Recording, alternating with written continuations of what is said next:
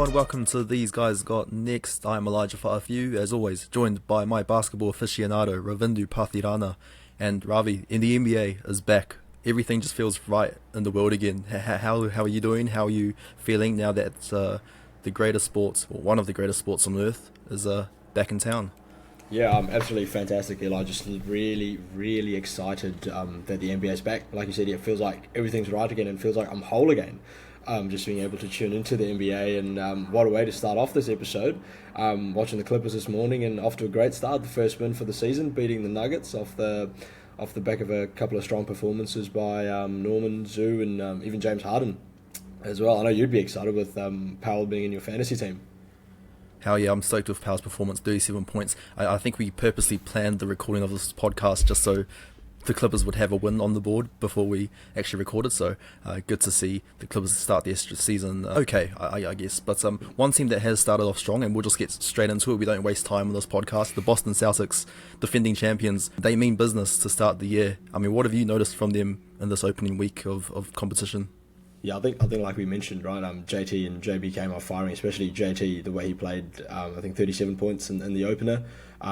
The team just looks so good, everything. It's like a well-oiled machine, and they took out the opening night off the Knicks really well.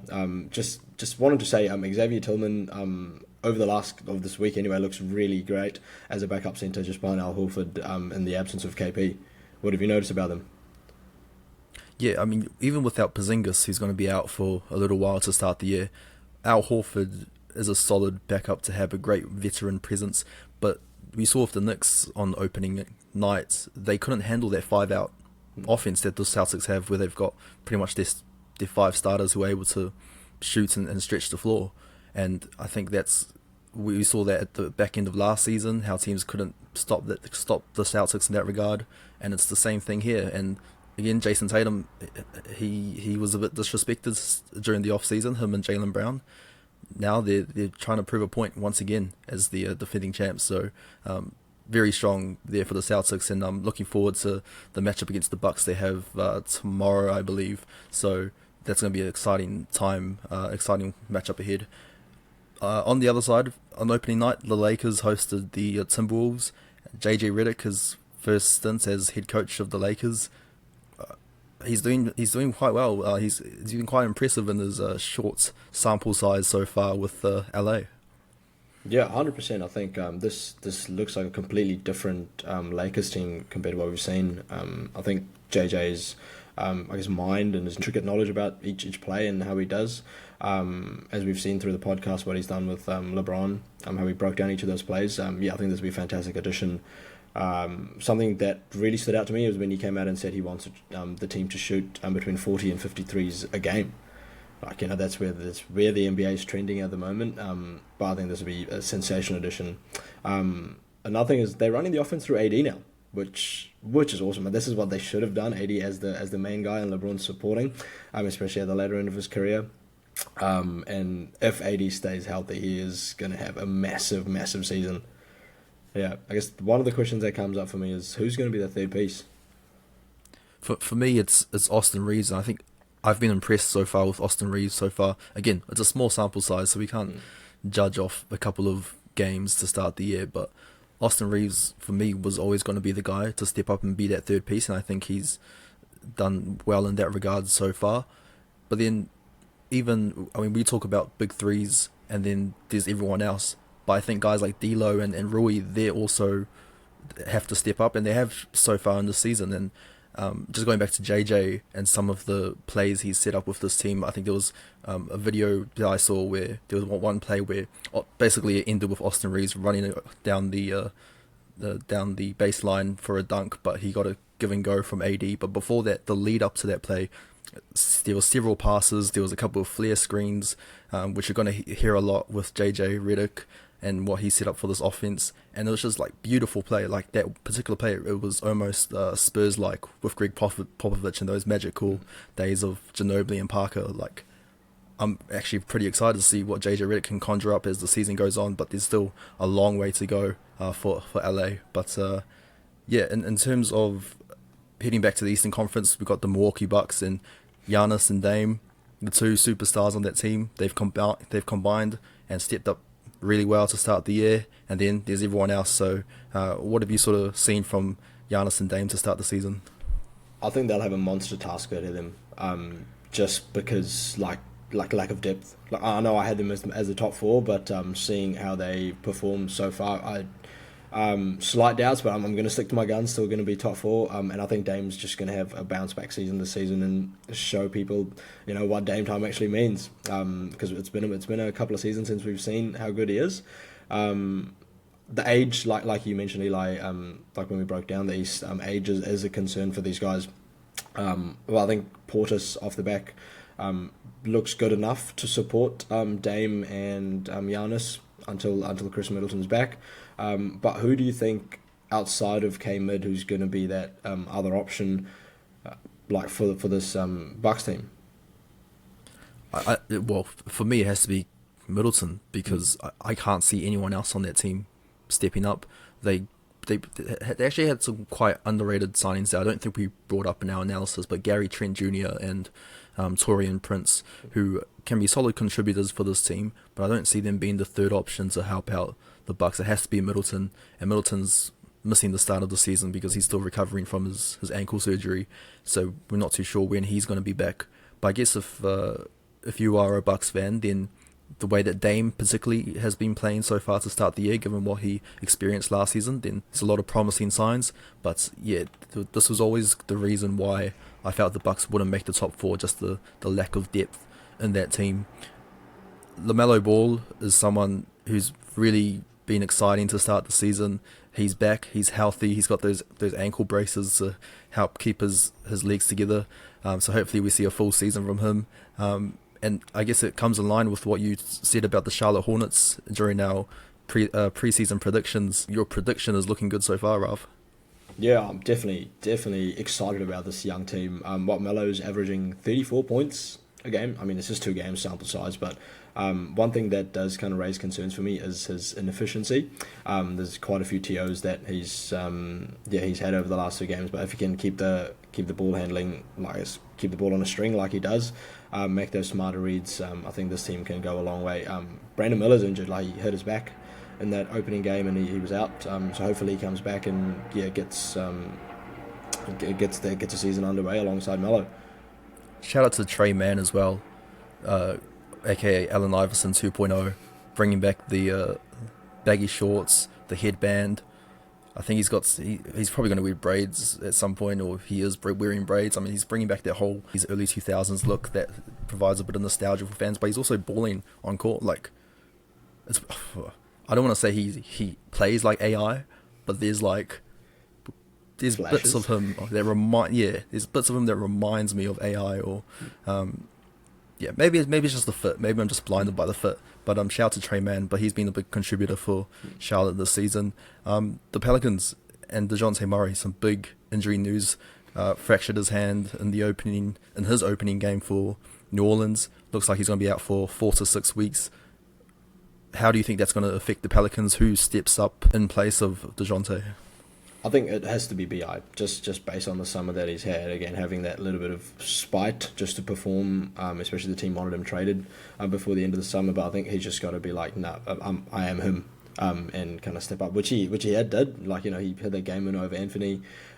Just funny enough on that, something I saw this morning. Apparently they share the same baby mama ran after he won the game. I did see that. So yeah, it was personal for BI. Yeah. 100%. I can't remember who was off the bench coming in the huddle, and he was like, "You got to show him who's better." Taking a slide to get Anthony there, but I definitely think it's BI. And also shout out to Zion as well, and Herb Jones, which some of these, like a play like what he did against Anthony, will go under the radar. Not a lot of people will notice it. Just staying vertical enough to make Anthony make an adjustment on a shot. On the last play, allowing Zion to get that block across in time. I know, kind of reminiscent of what J.R. Smith did against Andre Iguodala, giving LeBron more time to kind of get that chase down block, right? So if he can keep making those plays, I know he's undersized center going in there, hasn't had the greatest start, but if he can make those plays similar to that, it doesn't always reflect on the stat sheet, but yeah, has a massive outcome for the game. And in terms of filling those minutes that are lost by Dejounte, I mean, McCollum's there and he's played that role before. He's had those heavy minutes, so it's not like they're going to be it's not going to be a big loss for the Pelicans because CJ's there. But you've also got guys like Alvarado's coming off the bench. You've got Jordan Hawkins as well. He's a great shooter, and they're probably going to take up those backcourt minutes left behind by Dejounte as well. And I guess the big concern that we had with the Pelicans was the center position. Even hearing that Herb Jones was probably going to be the starter and that Daniel Tice is also on that roster, but there seems to be a young rookie on that team who's sort of stepped up and helped fill that void. Yeah, 100%. Yves Missy. I'm going to admit, got it wrong, and just off the back of a shaky preseason that he had. But he's doing a great job for them, averaging 2.5 blocks across the last couple of games, with 10.5 points and 6.5 rebounds. So he is filling out that role really well, and it'd be awesome to see how he flourishes alongside this young team in New Orleans. Yeah, it looks like the Pelicans might not need a census to trade for after all if they've found a gem in Yves Missy. Let's go to our favourite team now, the LA Clippers, our beloved LA Clippers, and the introduction of the Intuit Dome, but more importantly, the Wall. I don't know what you can say about the Wall. If the team is not going to win that many games, at least we have the Wall to keep us entertained throughout the season. Were you impressed by the Wall when it made its debut against the Phoenix Suns? Yeah, 100%. Just makes me really want to be there, be amongst it. Just awesome environment and atmosphere to be in. I think that's something that makes Clippers fans who they are. It's just very passionate, which is really awesome to see. I think 51 rows of Clippers fans on there, and it's really cool that the first 13 rows are handpicked by the franchise to give like the real diehard fans a go in the Wall. One of the coolest things, like watching the shot from like the 2K angle almost when you played 2K, KD missing those 2 free throws with the Wall in front of, behind the board. That was a spectacle. And having someone like KD shoots 88.4 free throws percentage across his career and missing those 2 down the stretch, such a cool thing. And free Chick-fil-A sandwiches for the fans, which is awesome. Yeah, we love that for the fans, getting some free food, so shout out to KD, thank you for that on behalf of Clipper Nation. I'm interested to see what, I guess, by the end of the season, or as the season goes on, what the stats look like for teams who play towards the Wall. It seems like a game plan. Well, I wouldn't be surprised if it's a game plan if the Clippers find themselves in a close contest and then in the second half the opposition team is playing towards the Wall, and how much of an effect that really has on the opposition. It seemed to have an effect on KD at the free throw line. Devin Booker, wasn't as effective for the Suns in that game. But I guess with the Wall, the whole purpose of it is to create that college basketball atmosphere, or what you see in European sports with football. So that was a great idea put forward from Steve Ballmer. I'll admit I had my doubts around the Wall, but after that first game, I was really impressed. So I think the Clippers have a couple of home games coming up this week, so we'll really get to see how effective the Wall can be.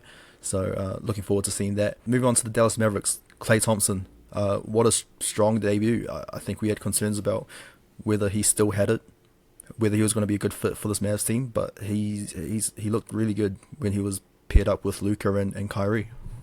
Yeah, 100%. I think, like we mentioned, like greener pastures. So I think it's just going to be a spark. Just he's been dragged through the mud over the last couple of seasons with a lot of expectations. The Warriors expected him to be Klay of old, but didn't really allow him to kind of take that time and get back into the swing of things. But I think greener pastures will make him look a lot better. And I think most threes in Mavs history, which was on debut, which is awesome.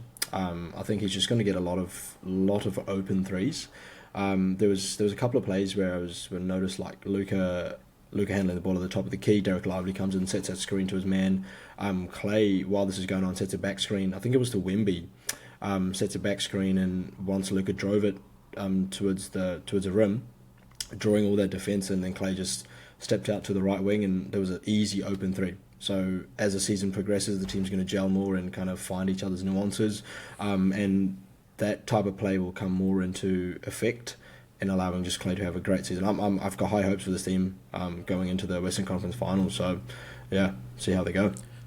Yeah, and I just you brought up about Luka drawing in that defense. There was that one play where he he drove in and attracted Wemby. I think it was PJ Washington who was out in the corner, and Luka did this behind the back part, or like basically had eyes on the back of his head, and he somehow found PJ Washington in the corner, and Washington splashed the three. I mean, that's Luka magic at its finest right there. And just like you, I have high hopes for the Mavs this season. I think they're going to be second seed in the West, and with the way Klay has started with this team, I think things are looking very promising over in Dallas.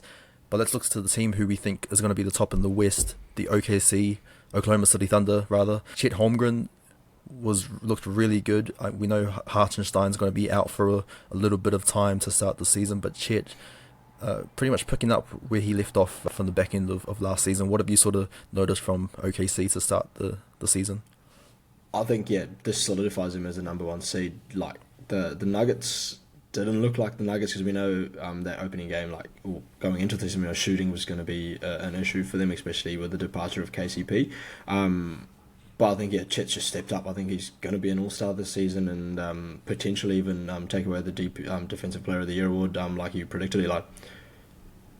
Yep, I definitely. I mean, again, we talk about highlight plays. I noticed the one where Chet blocked Jokic on one end, then ran to the other end and threw that thunderous dunk. I mean, pun intended, I guess, with thunderous. But it's plays like that, and it's the development we're going to see with Chet. And I think this week he's going to match up against Wemby, which I'm looking forward to seeing the Thunder against the Spurs. So that should be a exciting matchup.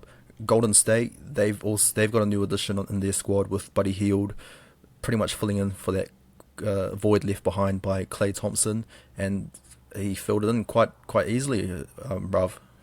Yeah, I mean, I love this. I guess the second edition of the Splash Bros, and he's looked unbelievable in this first two games. The long lost Splash Brother. Yeah, the long lost indeed. Yeah, there's 70% from three in the last two games, man. Like, shooting 12 from 16 from three. He had most recently had 27, 4 and 6 against Utah. I think, I know we predicted Kuminga to kind of have the breakout season, which he hasn't been able to so far. But Buddy Hield has just stepped up in terms of that, and yeah, being Curry's, I guess, right hand man, or Klay Thompson, old to Curry. What do you think of Kuminga start? I'm still banking on, because it's only been a few games or a couple of games into the start of the season, that Kuminga can lift his performance up a little bit. But for a guy who, and we'll touch on this shortly, who didn't get a contract extension in the off season, there's a lot of pressure on him to perform now, and I guess from what we've seen in the first couple of games, it's probably not the way Kuminga wants to be playing, so he's going to need to step up big time. But hey, the Warriors look good in that first win against the Blazers. Granted, they have played the Blazers and the Jazz in their first couple of games, so once I guess they take on better competition, then we'll have a better idea of where this Warriors team is at. And finally, before we move on, the Detroit Pistons, we were looking forward to seeing how Cade Cunningham was going to be with all these veterans around him, with Tobias Harris and Tim Hardaway and Malik Beasley. It looks like, even though they haven't gotten the results on the court, things are looking promising in terms of Cade and his development. Yeah, absolutely. I think Cade has all-star potential this season if he keeps going on this trend, and as you kind of pointed out when we broke it down, having the new coach and all that spacing around him has really, really helped Cade and unlock him in terms of his shooting, his playmaking. It's really good to see. Yeah, definitely looking forward to seeing how he thrives and continues on this trend off the strong start. Yeah, and I guess the other guy I want to point out is Jaden Ivey, who's had a really strong start. I think when Monty Williams was the coach in Detroit, he sort of held Jaden Ivey back a bit. He pulled him from the starting lineup at some point last year, and Ivey was playing off the bench, so we didn't get to see Cade and Jaden playing that much together, which I think in order for both those guys to develop, they need to be playing alongside each other, particularly Jaden, because he's really strong off the ball as an offensive player. Defensively, he's not there yet. He still needs to work on his defensive skills, but offensively, there's a lot of promise with Jaden Ivey, and just watching him on court, he looks like he's playing more freely. Like, he's not sort of held back or anything. He's not being reduced or limited by who the coach is. JB Bickerstaff has pretty much seems like has just told him to just, hey, play ball, man, and that's all you need to do, and it seems to be working out on court. So definitely looking to seeing what Detroit does this season. Now, before the season actually started, there were quite a few players from the 2021 draft who got their rookie contracts extended. Just some of those names, just to list off some of those names: Jalen Green, Alperen Sengun, Jalen Johnson, Jalen Suggs, and then there were a few players who missed out on contract extensions: Kuminga, Cam Thomas, Josh Giddey. Just quickly, Rav, like which of those contract extensions sort of stood out to you as quite an interesting move? I think the Rockets, just because they needed to figure out how to, get I guess Sengun and Green both on the maxes, or give them new contracts in a way that kind of reduces risk for the team, which I think they did really well. Sengun got 5 years, 185 mil with the player option in his last year. Given that this is less than the likes of Cade Cunningham, Franz Wagner, and Evan Mobley, I think it's still a good win. For Sengun, and the Rockets just helps them build that young core and extend, I guess, the free agency for them kind of kicks into place in 2025-26, where a lot of those guys like Fred VanVleet, Jabari Smith, Amin Thompson, Tyrese, and Cam Whitmore, who are like on the team option for next season. So in case someone doesn't fit in this core in this year, then they can kind of make some moves around that. Jalen Green, I think that was a really good option in terms of the 3-year, 106 mil player option. Just from in the last year, just allows Jalen Green to kind of make a decision, or like depending on how he performs.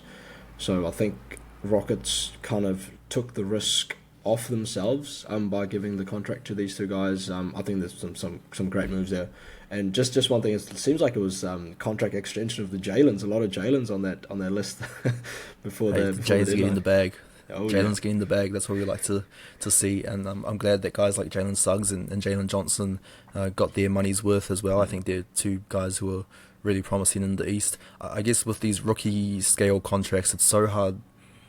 These are probably some of the tougher contracts to predict, because they're all about projection and where you think a player is going to end up in a few years' time, compared to if you're a established superstar trying to get a max contract, then that's much easier to handle. But when you're a rookie, when you're a guy like Jalen Green, and you're basically predicting that you're going to be worth $106 million over the next 3 years.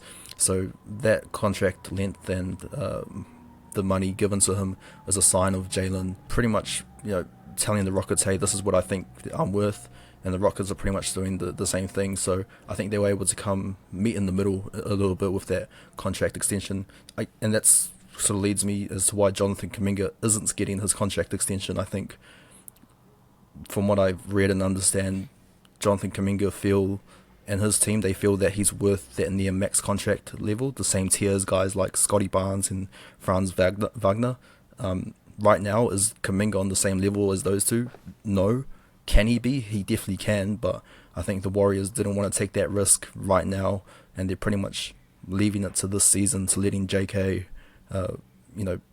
show and do his talking on the court, and it's pretty much put a lot of pressure on Kuminga to perform this season. So I guess it's probably the big reason why Kuminga hasn't gotten his money's worth this season. So now we'll move on to our good old shot clock segments, and this week Rav is going to step up to the plate. I believe you're going to be talking about the NBA investigating the 76ers and their back-to-back plans around Joel Embiid. So I've got the ball ready. You ready, Rav? About to inbound the pass. Cool. I'll count you in. 3, 2, 1. Here's the inbound. All right, thank you, Eli. So I think a lot of the NBA players have lost the passion for the game just because it's become more of a job and a chore. I understand like certain aspects of it, but you and I, playing sports since we were kids, we play it for the love of the game, for passion, because it's a bit of fun. I guess that's my shot clock off. But I think it's really hard to say. Like, one of the things I looked up to in terms of like watching Kobe play, and something that Vanessa Bryant actually quite said, Kobe strapped up even though he was injured, just because he wasn't sure. Like, it could be some kid's first time watching him play, and if he was to miss out, that's really hard. Like, us living in ANZ. the US is quite far away, and there's a lot of people who travel miles and miles to get to these games, and just to miss out on players playing who they wanted to play or wanted to see play, which leads to a lot of disappointment. I don't agree with the fact what Joel Embiid's doing. It seems very selfish of him. I understand that he's accomplished what he wants to accomplish out of the game, and the winning the chip is the next thing, but that takes away from everything else. Yeah, I think that's very selfish. I guess the thing, and I guess I'll play devil's advocate there, partly because I picked the Sixers to win the championship, and I'll triple down on that statement. We don't know how injured Embiid actually is. Like, we don't know if it's serious. We don't know if he might not even be hurt, and this could fall into your arguments about not having passion for the game. I think as of right now, he can play. So what the Sixers are doing is quite strategic, and hey, I'm all for if you can do a play like that, and the NBA doesn't have a rule around that, then by all means go ahead and establish this back-to-back plan of not having Embiid play in those type of situations, or Paul George or whoever. But now that the NBA is getting involved and the NBA is starting this investigation, I guess what's the worst the 76ers could get out of this, right? The NBA is probably going to come out and say, you get this massive fine, we'll probably strip you of like 2 second-round picks, and you can keep going with your plan of not playing Embiid in the back-to-backs. So I don't think the 76ers are going to get punished that much, and I don't think Daryl Morey and the team are going to be bothered at all about the investigation. I think they're just going to keep doing what they're doing, and they're going to let Embiid rest as much as they can and try and establish that same plan as they did with Kawhi back at the Toronto Raptors. So that's sort of where I sit on that. But no, I do understand your point about the passion as well, because at the end of the day, it's all about the fans, and the superstars can suit up, then that's great for the game and great for business too. So yeah, I guess any final thoughts from your end, Rav, in your segment? No, I think that's it. We covered off both like nice little debate back and forth. Love it. Yeah. No, I definitely agree. Cool. Just to round things off, as always, we've got our good old quickfire segments, 60 seconds or so. We've got a few questions to dish out. Ravi, you're going to be answering first. I'll be asking the first question. Cool. Ravi, you ready to go? We're stuck into it? Absolutely. Cool. 3, 2, 1. Ravi, what was your highlight play of the opening week? I think Alexander Sarr's welcome to the NBA moment when JT had that tween hezzy step back 3 over him. Who's been the most impressive rookie for you in week 1? Yves Missy. I don't think the Pelicans might not have a problem at center anymore. Ravi, who's your not him award? Which superstar underperformed this week? Tyrese Haliburton massively, and also affected me in my fantasy team as well. Who have you got? Who are you looking forward to this upcoming week? Lakers Cavs, actually, just because LeBron's going back home. And it's also Halloween this week. So, and we know, if you've watched Starting 5, you know how much LeBron loves Halloween. Anyway, what game are you looking forward to this week, Rav? I've got the Bucks and the Celtics, who's also my Eastern Conference semi-finals. So that'll be a good watch.